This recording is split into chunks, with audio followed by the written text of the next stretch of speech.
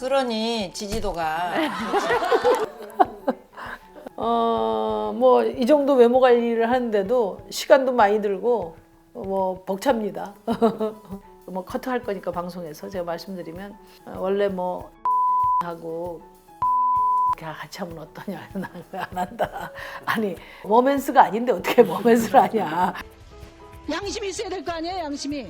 국민들이 제대로 검증할 수 있도록 공정선거 합시다. 양심이 있어야지, 양심이.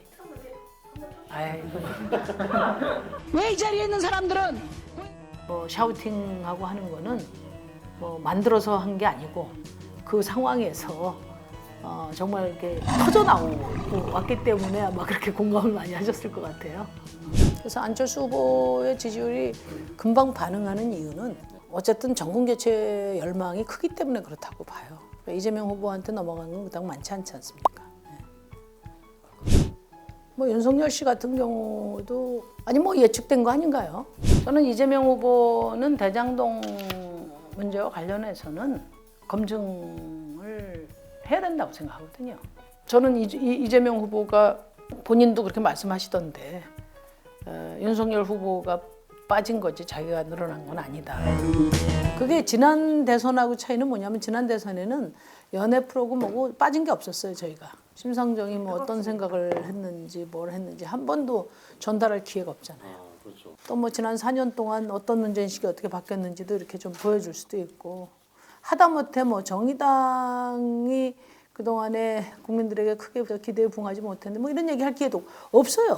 또 이런 게 있는 것 같아요. 안철수 후보는 양당 체제 안에서 대타로서의 어떤 가능성이나 이런 것들을 이제 다 뭐 안철수 후보 자체가 어떤 자기 세계관과 또 정당 정치에 대한 관심보다도 어쨌든 대안이 되겠다는 생각을 갖고 쭉 해오셨기 때문에 이제 그 안에서 이제 어떤 변동이 있을 때 바로바로 반응이 되는데 저는 이제 이 체제 자체에 대한 대안이 되겠다 이렇게 이야기하다 보니까 아무래도 이제 당장의 어떤 그 변동과 관련한 변화폭은 좀 약하고 그러니까 거북이처럼 그렇게 갈 수밖에 없어요. 일희일비하지 않고 원칙을 갖고 쭉 가서 이제 꼬린 선상에서 결국은 이제 승리하는 그런 기조로 가야죠. 뭐.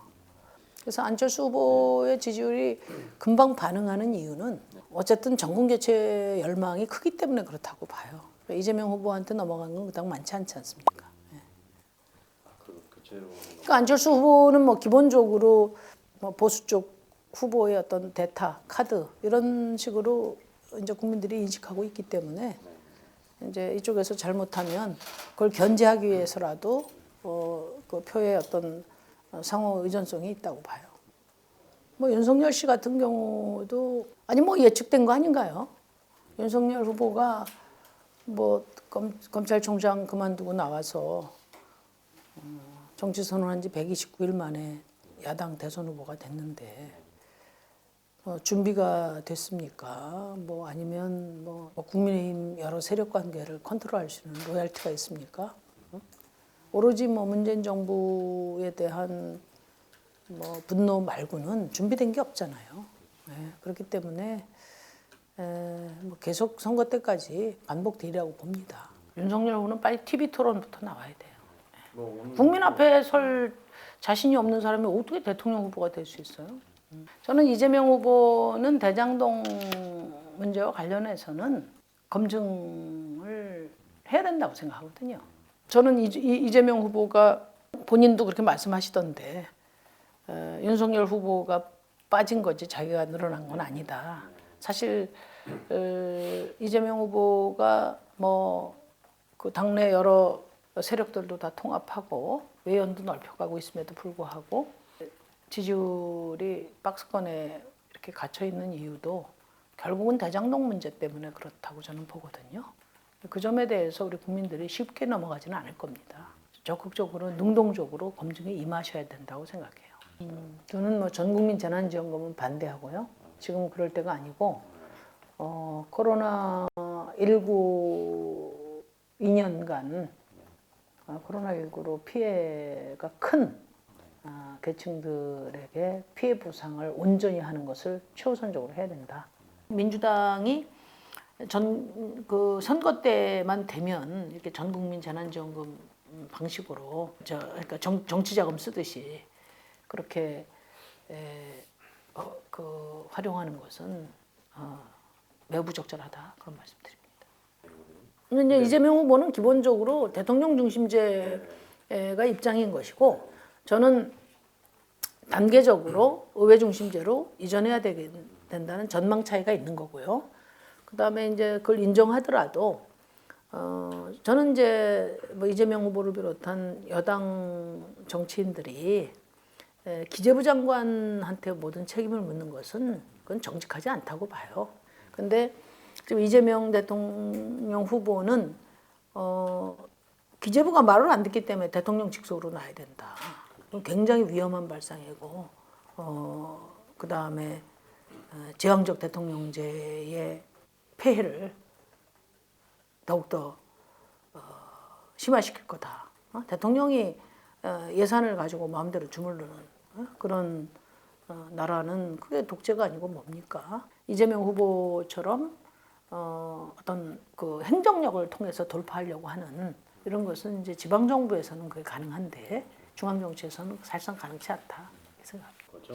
제가 주장하는 주 4일제는 임금 삭감 없는 전 국민 주 4일제예요.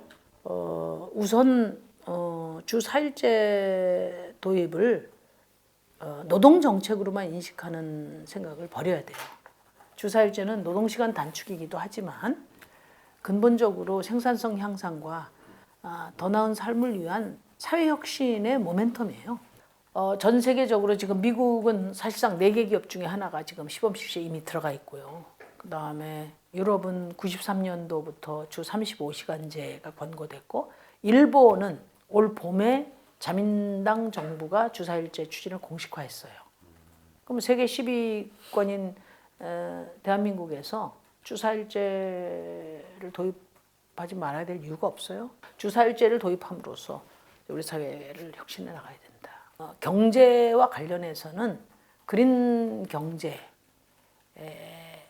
전략, 뭐 먹고 살 거냐 미래에 그 부분에 대해서는 제가 경제 비전과 관련해서 처음으로 발표합니다. 이번에 그린 경제에 대한 구체적인 구상을 말씀드릴 거예요.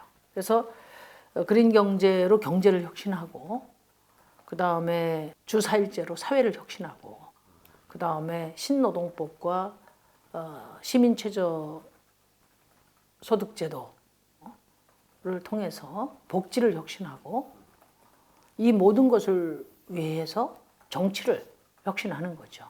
시민의 삶이 선진국인 나라, 그게 저의 캐치플레이즈예요. 불평등과 기후위기를 해결하는 대통령이 되겠다. 그래서 대전환의 리더십으로 그동안에 말씀을 드렸고 제가 추구하는 가치는 녹색 공존 사회, 공존입니다. 공존. 굳이 아까 그 말씀 꼭 해야 되면 제가 대외적으로 표현했던 것은 기후 대통령이라고 했어요. 예. 그러니까 첫째 불평등 해소, 둘째 기후위기 극복을 위한 마스터 플랜을 만들고요. 그 다음에 정치 교체를 해야죠. 예. 그 세 가지가 대전환의 과제라고 생각합니다. 그러니 지지도가 뭐 이 정도 외모 관리를 하는데도 시간도 많이 들고 뭐 벅찹니다.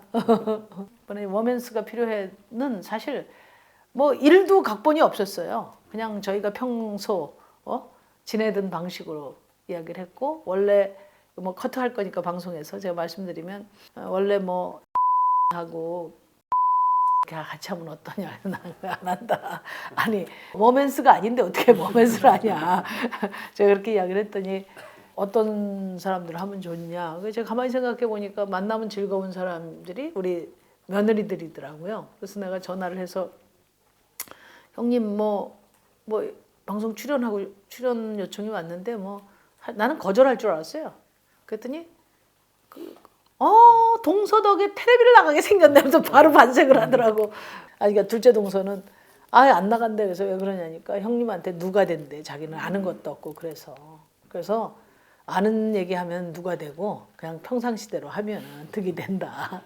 그랬거든요. 그래서 저는 이제 늘 시댁의 우리 며느리들 만나면은 그런 걸 느끼는데 이 정치보다도 훨씬 더 인간적이고 훨씬 더 품이 넓고 훨씬 더 지혜가 있고 훨씬 더 사람들과 소통하고 이렇게 설득하는 능력을 가진 분들이에요. 보통 시민들이 다. 저는 제 일에 최선을 다하고 또 우리 아들은 자기 일에 최선을 다하기로 그렇게 서로 이야기를 했고요. 그러니까 지난 대선은 그 촛불 이후에 치러진 선거라서 그래도 상당한 에너지가 있었어요. 그리고 기대도 있고 희망도 있었던 그런 것인데 우리 아들 얘기가 제가 청년들을 만나보니까 이해가 가더라고요. 요즘은 뭐 아들 나와서 뭐 딸 나와서 이렇게 하고 하는 거 그렇게 뭐 그런 것을 즐길 만큼 그 여유가 없다 사람들 그런 얘기를 했는데 실제 청년들을 만나보니까 진짜 분위기가 적막해요. 심상정 강연을 가면 심상정에 관심 있는 친구들이 왔을 거거든요. 근데 적막해요. 그 대신에 질문은 아주 예리하고 구체적이에요. 그런 것이 청년들의 지금 얼마나 어려움을 겪고 있나, 얼마나 자기 인생에 마음을 몰입하고 있나 이런 것들을 느낄 수 있었어요. 아니 뭐 더 심해졌어요. 선거운동 자체가 공정하지 않잖아요. 일단 후보가 다 대진표가 확정이 됐고 그리고 그 예비 후보 등록을 했어요. 그렇다면 적어도 방송 같은 언론의 공공성을 고려할 때 방송도 그렇고 모든 부분이 그렇죠. 저는 그 공정한 경쟁의 기회를 줘야 된다고 생각하거든요. 근데 지금 뭐 보면은 더 심한 것 같아요. 그 TV 토론이 뭐 법정 토론 3번으로 축소되면 거의 기회조차 없는 거죠. 근데 대선 후보들이 입이 닳도록 공정 이야기하면서 자신들은 그 불공정한 기득권을 그냥 마냥 누리고 있잖아요. 그런 거 생각하면 이제 막 분통이 터지죠. 양심이 있어야 될 거 아니에요, 양심이. 국민들이 제대로 검증할 수 있도록 공정선거 합시다. 양심이 있어야지, 양심이. 아이고. 지금 이제 사선 의원인데, 그러니까 늘 그게 저에게 이제 어려움이 있는데 사선 중진 의원한테 요구하는 바가 있어요. 그런 어떤 그 정치 경험을 가지고 여러 이견을 조정해내고 통합해내는 그런 리더십을 요구하는데 작은 정당의 대표로서 이 당을 지키고 키워내는 이제 역할과 어떤 때는 국민의 기대의 측면에서 상충하는 측면이 많이 있죠. 왜 이 자리에 있는 사람들은 뭐 샤우팅하고 하는 거는 뭐 만들어서 한 게 아니고 그 상황에서 정말 이렇게 터져 나오고 왔기 때문에 아마 그렇게 공감을 많이 하셨을 것 같아요. 새해에도 여전히 코로나에 억눌린 출발을 했는데 코로나가 계속된다 하더라도 코로나 걱정 없이 일상을 회복할 수 있는 그런 탄탄한 공공의료 체계, 방역 체계 갖추는데 최선을 다하겠습니다. 당이 비록 작지만 지금과 같은 이런 대전환의 시기에 꼭 필요한 정치인이 있습니다. 20년 동안 기득권에 의지하지 않았고 또 재벌 눈치 보지 않았고 그러면서도 시대 정신을 앞서 제시하고 또 정책과 비전을 선도해 왔다고 자부합니다. 심상정이 대통령이 된다는 것은 그 자체로 시민들에 의한 정치 개편입니다. 6석 갖고 어떻게 그 국정 운영을 하냐 이런 질문을 하는데 심상정이 대통령이 된다는 것은 이제 시민들께서 더 이상 승자 독식 양당 체제 갖고는 안 된다는 결단의 산물이거든요. 제가 대통령이 되면 바로 아마 양당제가 깨질 겁니다. 다당제로의 재편이 일어날 거고요. 제가 그 뜻을 받아 안아서 제왕적 대통령의 권한을 능동적으로 분산해서 이제는 서로 격렬하기만 할 뿐 미래도 민생도 없는 그런 이 양당 체제를 넘어서서 이제는 합의제 민주주의로 정치 체제를 바꾸는 그런 마중물의 역할을 제가 꼭 하겠습니다. 새해 복 많이 받으십시오.